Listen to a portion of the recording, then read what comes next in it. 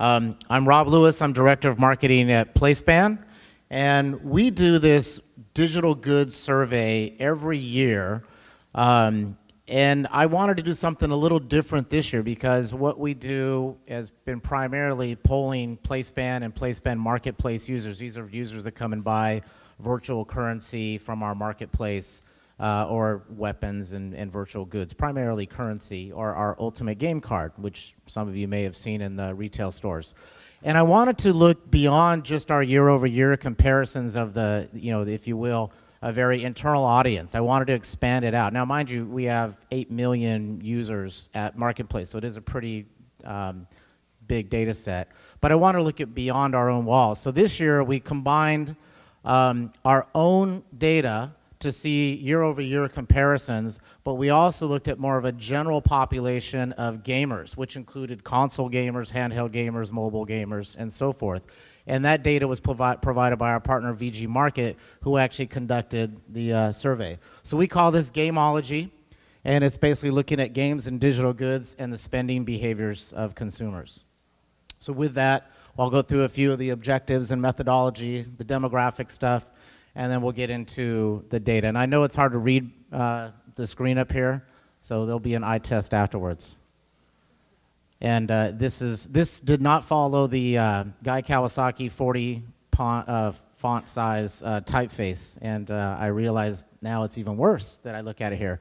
So in summary, though, our objective was really to assess the interest in virtual content for 2011, and we also wanted to compare the year-over-year with the data set from PlaySpan, and also we wanted to identify virtual content interest across different genres, male, female, as well as different behaviors. So I want to look at people and their other activities and interests and what they did compared to others.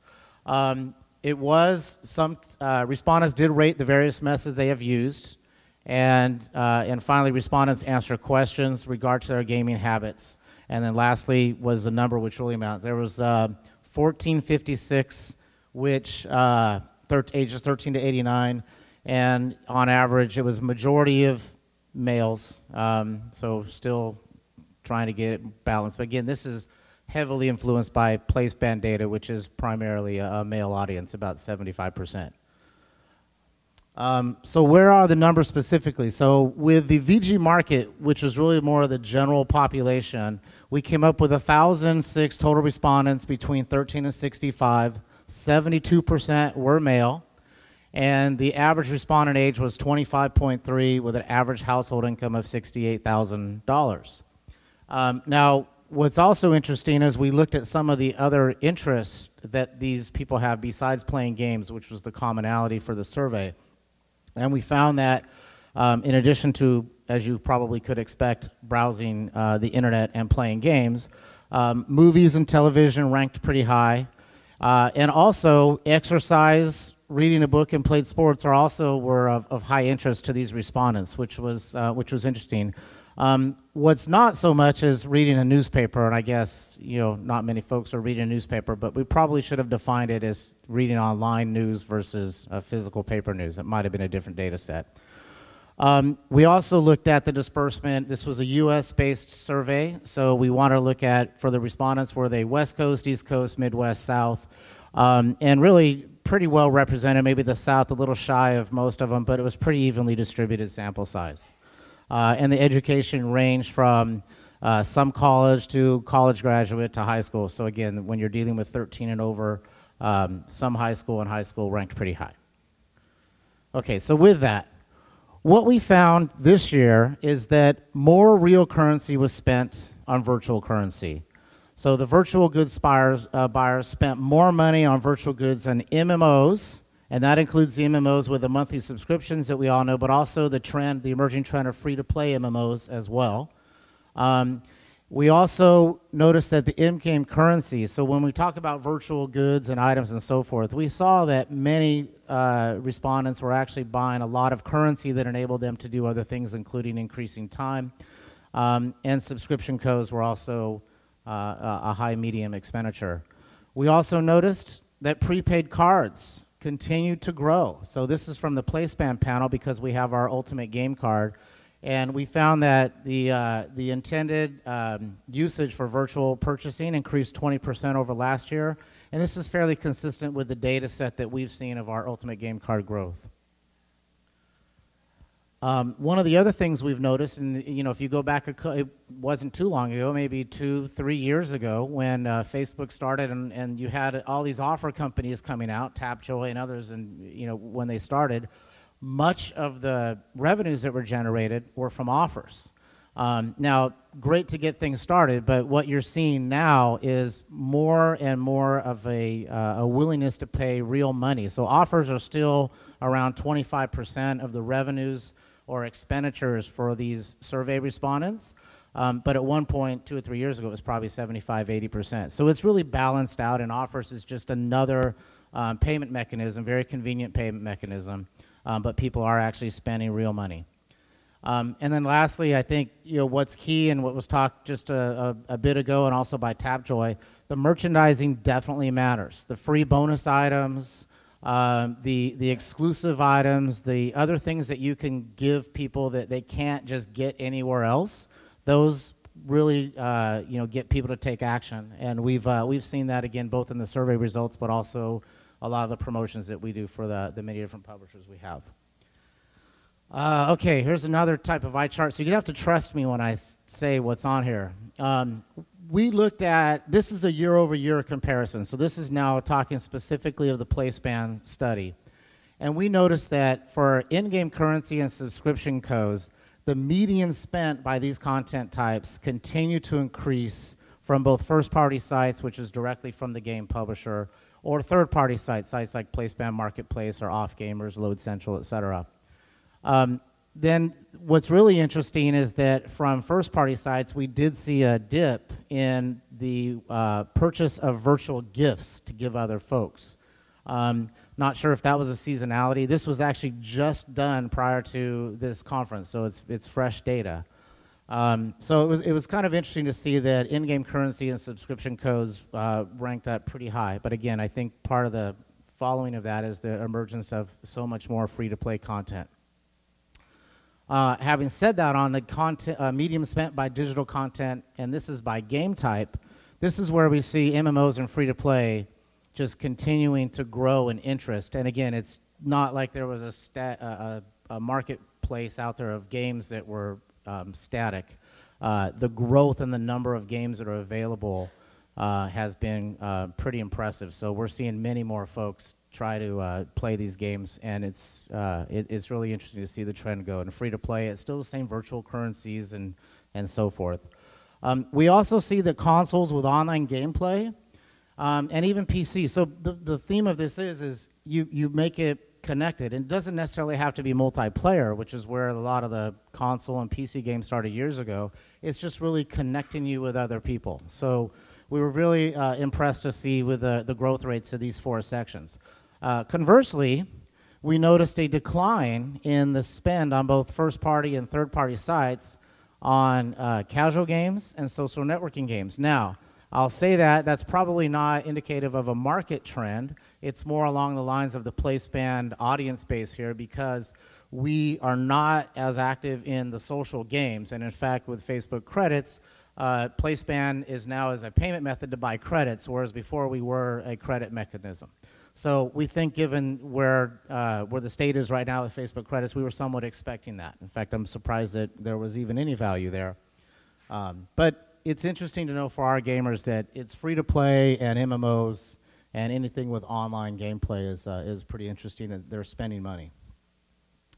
So breaking down a little bit into to some of the details, 48% of the general gamer population have purchased in currency in the last 12 months. Now, what's interesting is they're purchasing in-game currency, but also maps and levels, and you can see that separates quite a bit from the other types of virtual goods purchases, which include armor and equipment at 29% or weapons at 26%.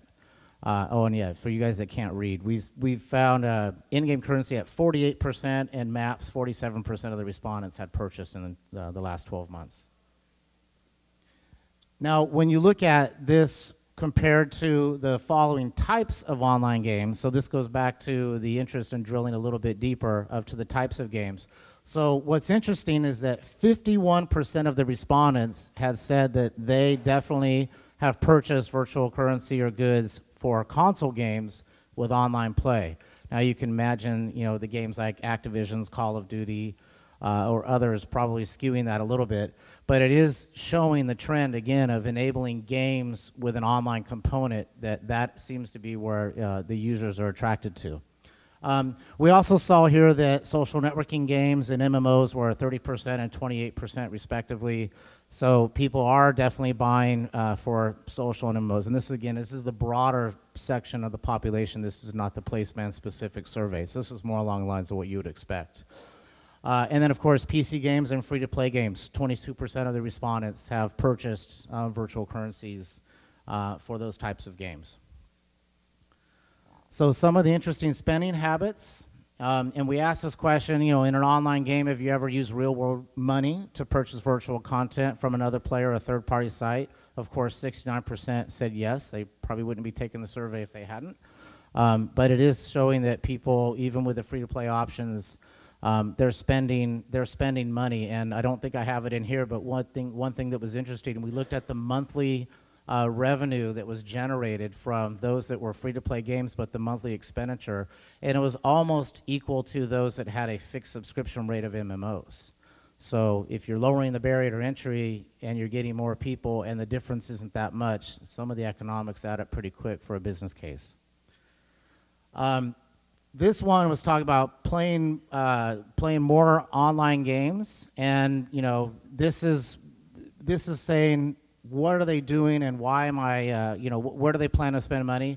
So they're playing more online games than they did before.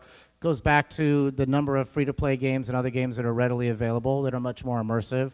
Some people have more money to spend, but also you can look at the purchase. They're easier to purchase, but also the greater in-game rewards. And we are seeing a proliferation of in-game rewards being offered. In fact, I don't think there's any games that don't have some type of in-game incentive or reward, which is good. Frequency is also interesting.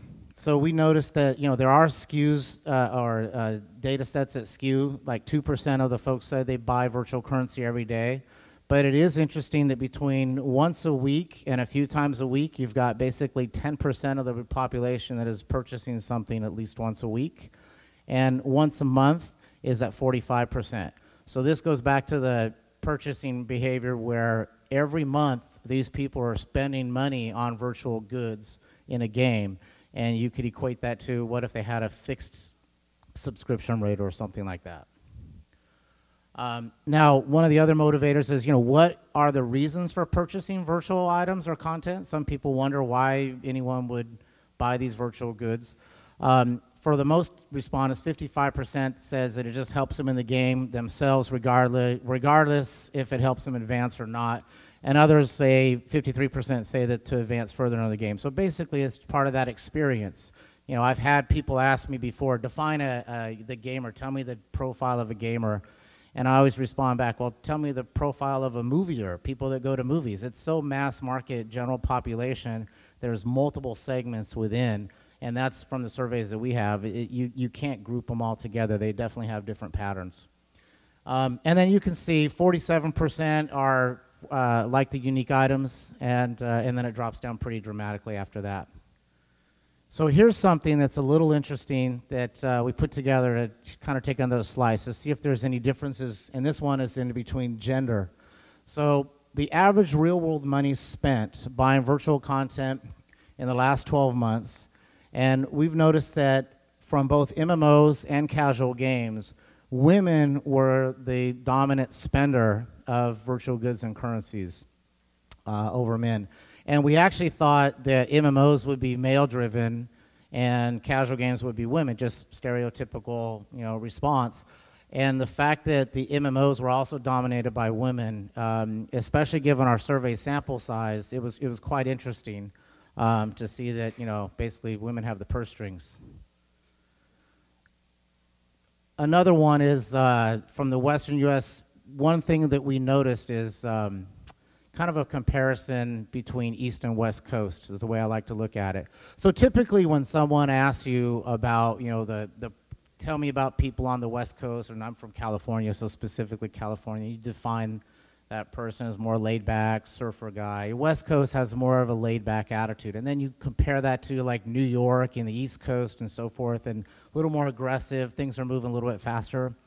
However, we actually looked at the types of weapon or the types of digital content and compare them between the different coasts. And we found that for the West Coast, we are outspending the East Coast on armor of aggression and weapons and equipment. So basically, I guess we're taking our aggression out in the games, because I really thought that the West Coast would be a little bit more laid back here, but I guess not. So I thought that was kind of interesting and wanted to share with you guys.